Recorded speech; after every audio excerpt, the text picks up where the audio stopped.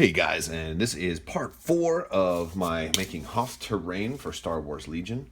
And so if you use your first video checking in, basically what I've been doing is I've been doing a series on making terrain for Star Wars Legion. I'm using Imperial Assault figures right now as stand-ins, but just to give me an idea of the scale. And what I've been working on is a mountainy platform that I'm going to put the ion cannon on. This is a two-part platform. For one, it's going to provide, blocking line of sight, and then also it's provide a place that characters can kind of go up on and fight. Also looking thematic because we're going to have the ion cannon over here. But this is, so in this video I'm going to be working on the actual cannon assembly itself, and I'm going to be cutting out a little hole in there that I can stick the gun tube in. But I also, one of the things about the ion cannon is that it has a lot of lines and decorations kind of around it. And so one of the things that I want to do with this thing is I wanted to do some cutting because it's got some machinery and some indentations on there. So I put some black paint in a jar, and I'm going to take a piece of string, and I'm not sure how well this is going to work, but I'm going to do the best I can. And basically I'm putting the paint in there with the string, and I'm going to use a paintbrush to try to kind of get a fair little coat on it. And I'm going to kind of hold it tight, and I'm probably going to get some paint on my hands. But the idea here, if I can manage, is that if I hold it tight over this, then I can get a really nice wraparound line.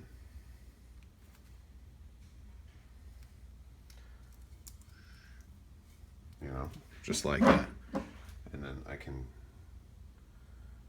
get my lines all the way around. And this can serve as a guide for where I'm going to cut. And now, granted, maybe this could be done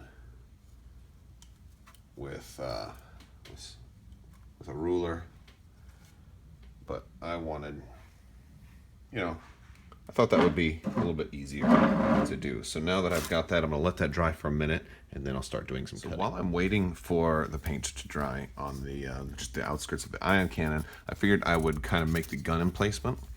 And so one of the things that I'm going to do with this is I want to just make it ahead of time, so this will help me line it up to the ball and give me an idea of how much I need to cut. So I want it to, like, a rough idea. What I'm basically trying to do is I kind of want it to look like something like that, right? And it helps to kind of have an idea. So something along those lines, although it can come out a little bit further. And that's kind of how I want it to look roughly.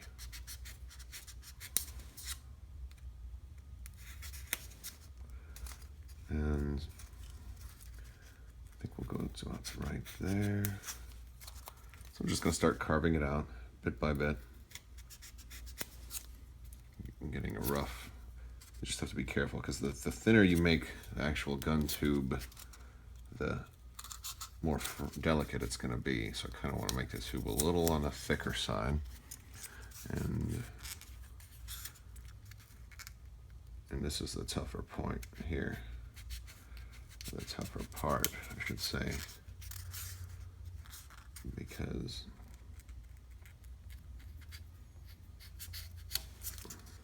I want the little secondary tube too. It's kind of like a tracking laser that goes along with the gun tube itself. All right, so we're getting it there. That's probably good enough. I can probably break it off about this far back. I think I'm going to need all of that extra. And so we're starting to take shape. Now what I want to do is I want to get this middle piece out. But that's going to be tricky. That is going to be tricky. That's not going to be easy. Let's see if I cut it all the way over there. I think we can get it. There we go. Now it's starting to, actually almost looks like a middle finger. I promise you, I'm not trying to give you an obscene gesture here.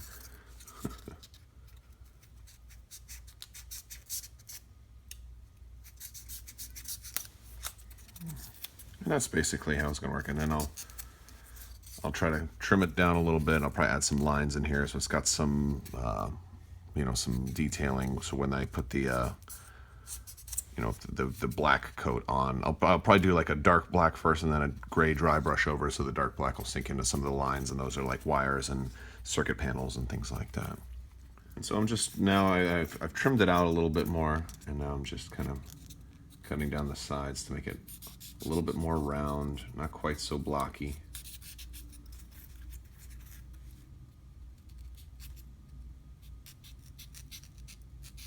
I'm just trying to trim off some of the excess and clean it up a little bit. It's not going to look perfect, but hopefully once it's painted it'll look a little nicer. So I've got it pretty good enough for now, and enough at least that I can start cutting the hole, and my paint is mostly dry. So I'm going to use my foam cutter here, which is going to dig into this a little bit easier,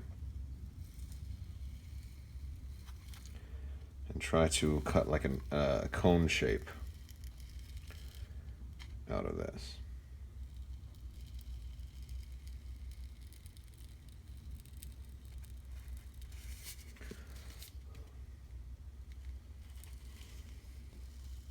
Now, one of the other things I'm going to want too is some plates to kind of go around the covering, and I can use some of these pieces that I cut off and trim them up too, because there are like these triangular-esque paints. And there we go. So it's going to start to come out now. I need to probably work it through, and that's basically us cutting out our hole.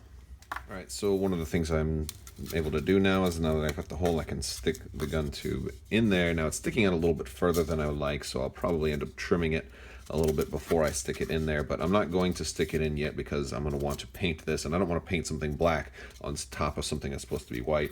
So this will probably be one of the last things I do, but now at least kind of gives us a little idea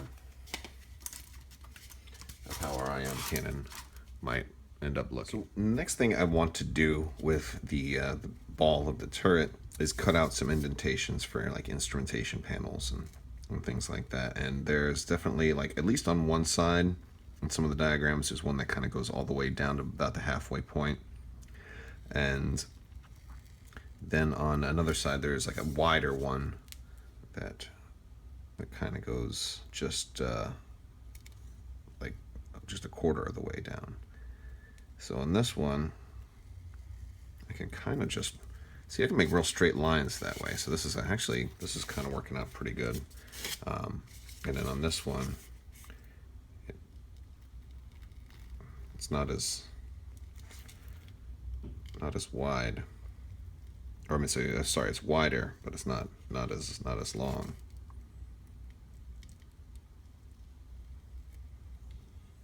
So I'm kind of getting my markings in now to about this point. And I kind of want to cut them a little deeper than this. This is a tougher foam though, so this isn't, my cutter isn't cutting through it as good, so I might have to try the X-Acto. And that part works pretty good. So I'm just going to cut these in a little bit, make it slightly recessed. It doesn't have to go in super deep. And see if I can pull it out. Yeah, I cut around there a little bit, but it wasn't working as good, so I'm just sticking this in and kind of putting it underneath. It's a slow process because this is a real thick ball. But it is working. It's just going to take a while.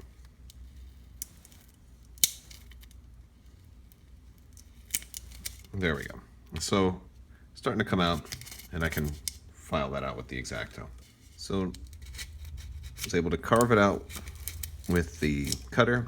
Now I'm using the X-Acto to kind of go in here and pull it out, and this ends up, the quality is looking a little different. So it's not looking like kind of like the same type of cuts that leaves like that glacier kind of ice looking feel behind. It's a little bit more rigid and will work a little bit better to be some type of, you know, man-made structure, because it's a little more flat in here, but still not perfect. But yeah, it looks interesting. It's gonna look good once all the paint and everything settles in there. All right, so now next thing I'm gonna do is start painting. So I'm gonna pull out my white paint and just try to cover everything with thin layer of white paint and see how much. I'm going to do this for actually for everything and see how many coats it takes, because this is a more non-native color. And it's taken pretty good. Probably going to take 2 coats though. And yeah, so I'm just putting it on real thin, but it looks like it's going in nice and neatly. You can still see a hint of the pink poking through from underneath, but like I did in some of my previous videos, once this dries, I will take a real light wash of light blue, apply some of that, and then dry brush white over the top of it as well to kind of get blue to sink down into the crevices to kind of look like the ice. But I'm not going to do that to the top coat. I'm only going to do that to the creases there. So, but that's going to take some while. So we'll let this dry. I'm going to do the whole thing and then let it dry for a while. I'm starting to run out of paint. So before you do something big like this and you have a lot of stuff to paint, make sure you got a bunch, because I am running out of white paint. And everything is now got its first coat of white. And I also even did the little gun tube in kind of a dark gray. It's not straight black. I mixed black and white. And now I come back in an hour or two and see. All right, so I've let it dry. And what I've started to do is I'm starting to put a little bit of wash in there. I put just a little bit of blue paint and a whole lot of water. And I'm putting some wash in just the creases and the crevices. And the idea here is I'm going to let this dry and come back a few hours later and then put my second coat of white over the top. And on these parts, I'm really just going to focus on a drier white, because this coat dried pretty good. Like as you can see right there, you know, it's the white took pretty good. It's not quite as bright white as I would ideally like. So I'm going to do another coat, but it came out pretty good. And really not worried about putting too much of this on the top or on the flat parts. It's more to go on the curves and the indentations and the creases to kind of sink in there a little bit. And so I'm going to do this all the way around and also on the sides. And there we go. We got the whole thing kind of done. So we'll let this dry and we'll put the dry coat of white on. All right, so the whole thing is now dried. I've let it sit for a little while, and I'm going to start the second coat, starting with a dry brush of just straight white. It's not super dry brush, but the idea is to cover up most of the blue and have the blue kind of just like I did with the last piece, kind of just in the background, and the white to go over it. And kind of look like that. And in the end, it should kind of match my other piece.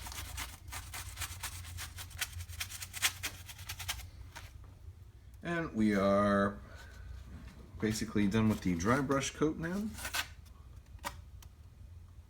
Looks pretty much the way I wanted it to look. Looks good. Very Hothy looking. All right, so the next step is, before I do this, I'm going to do this on a lighter shade of gray, but it's going to be very light gray. I wanted to get some, basically, they're like little flaps or covers that go kind of around the gun, and I'm going to cut those out as well. And I'm just, basically, these are just kind of some of the scraps, and kind of cutting them like so. And I'm going to just glue them onto where the gun is going to go. Actually, I'll probably paint them first and glue them afterwards. And we're just going to paint the gun now. And I've watered this down a little bit because I want it to dry. And I'm doing my strokes kind of in the same pattern that I drew the lines. And you can still see them a little bit. I did a layer of white underneath. And just so that the brush strokes will match, because there are a lot of lines of just wear and tear on the ion cannon, so I want the brush strokes to kind of match that. All right, so it's dry now. It's not super white anymore, and I've got my gun emplacement, and I'm gonna put some some glue in here. I'm just using a hot glue gun so it'll stay.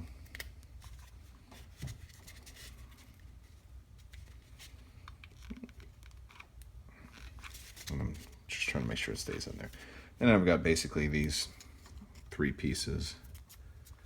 I'm going to put some on the base there.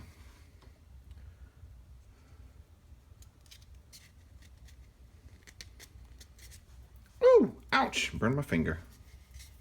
Oh well, that's what you do when you're a klutz like me. You burn your fingers.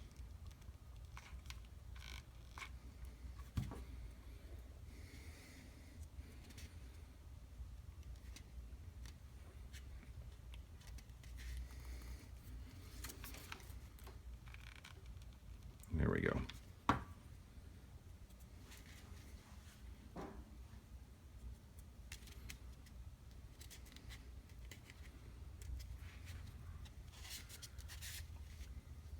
And I'll try to fasten that a little bit better, but that's looking decent. So the next step right here is just to take the X-Acto and try to cut some straight lines, because I'll put a little bit of a wash over this, and I kind of want some of the darker black wash I'm going to use to sink into the lines a little bit and give it some of that worn kind of feeling. And I'm going to kind of go around and do that kind of all over.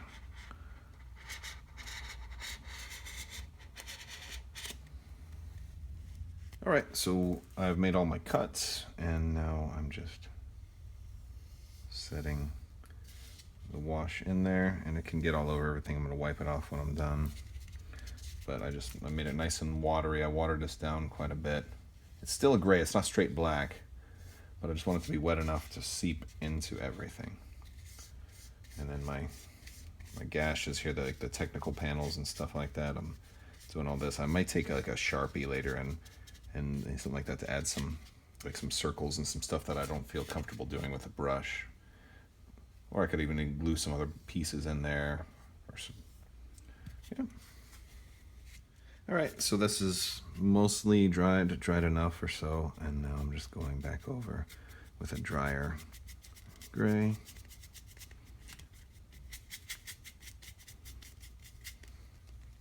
All right, so you know, the lines didn't make that much of a difference, but they're still showing up. So it's kind of like one of the subtle things that'll show up, but I'm pretty satisfied with it. It's not bad for an amateur job, you know? All right, guys, and here is the piece. Here as it is, with a few little decorations. Let me know what you think in the comments below. And I'm actually not done yet. I've got a few more pieces I've got to do, so stay tuned for that. But thank you guys so much for watching. If you like this video, please subscribe, hit the little bell for alerts, and make sure you stay tuned, because we got more Legion stuff, as well as Armada, X-Wing, all kinds of Star Wars related stuff coming, so make sure you stay tuned for that. Thank you guys so much for watching, and have a great day.